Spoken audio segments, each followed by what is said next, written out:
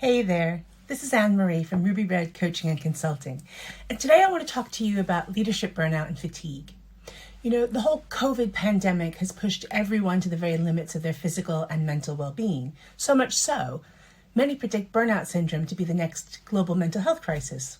But just to be clear, burnout isn't just a feeling of being a bit stressed and tired, it's a state of prolonged physical and emotional exhaustion and mental stress, which is basically what we've all been under for the last 2 years. And now you can often tell if you're in or moving toward burnout when you start feeling increasingly negative and cynical about the job. You might feel trapped and helpless. There's nowhere else to go. Your mojo might feel off. That passion and enthusiasm you had for your work now is just not there anymore. You're increasingly short-tempered, and you might even find yourself procrastinating a lot more and basically not working to your best, maybe making more mistakes than usual, which then triggers this wave of self-doubt, which sets you off into a nasty spiral of perfectionism and just this kind of compulsion to prove yourself and get it all right all of the time.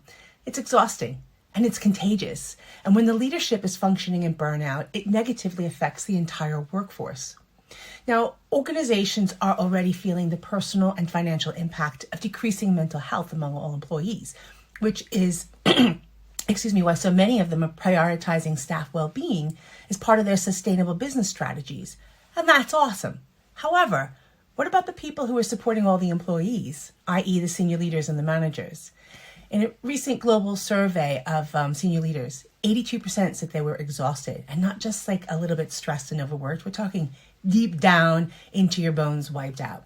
So the question is, while leaders are out there trying to support everyone else's well-being and resilience, what are they doing to support their own? And according to the same research, not much. So 63% of leaders don't make time for their personal well-being, which puts you, the people you lead, and the business you're responsible for at significant risk.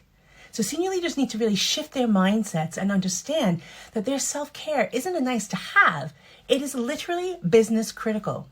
So during the month of April, I'll be sharing a weekly video with you, providing some tips and techniques to help you restore and maintain your resiliency so you can be a better leader. Okay? So today it's all about getting back to basics with 3 really quick tips to help you increase and protect your energy levels. Number 1, diligently protect your focus of attention. Every time you're distracted from what you're doing, it takes 23 minutes. That's almost half an hour to get refocused again. And it's not how long the distraction is. It could be a second, it could be a day. It's the post-distraction period that's the problem. So if you get distracted 3 times a day, let's say, even if it's for moments, you actually lose an hour of work, an hour. And as a leader, how many times are you distracted in an hour, let alone a whole day, right? So if you multiply all of those distractions by 23 minutes, you ultimately get the idea. What you can do is start to limit the distractions. Simple things, wear headphones, turn off your notifications on email and social media, set out your out of office notice, pre-block segments of time in your diary that are allocated to specific tasks, and let people know you're not available. Which brings me nicely to my tip number 2. Set clear boundaries. Leaders, particularly in the times of crisis, often feel compelled to do everything and be available to everyone. But this results in you being run ragged, feeling depleted, and eventually burning out. Key to being able to set clear boundaries for others is knowing what these boundaries are for yourself first. So quickly, just take a look at the work you're doing. Ask yourself, are you taking on more responsibilities than you really need to?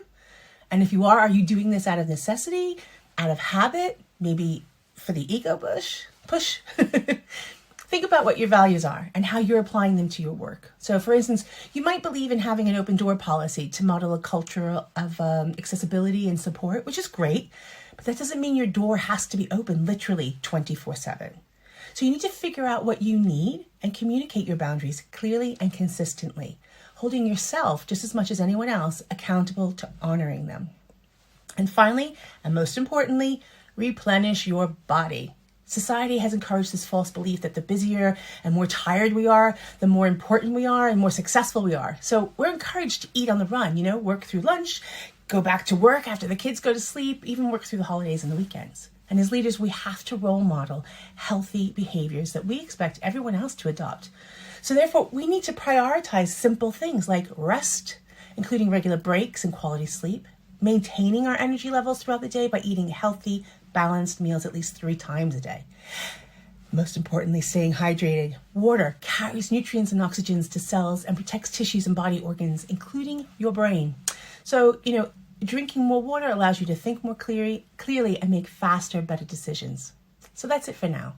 Remember to put that metaphorical oxygen mask on yourself first. You have to help yourself before you can help anyone else. The success of your business and the people you support literally depends on it. So thanks for listening, and we'll see you next week.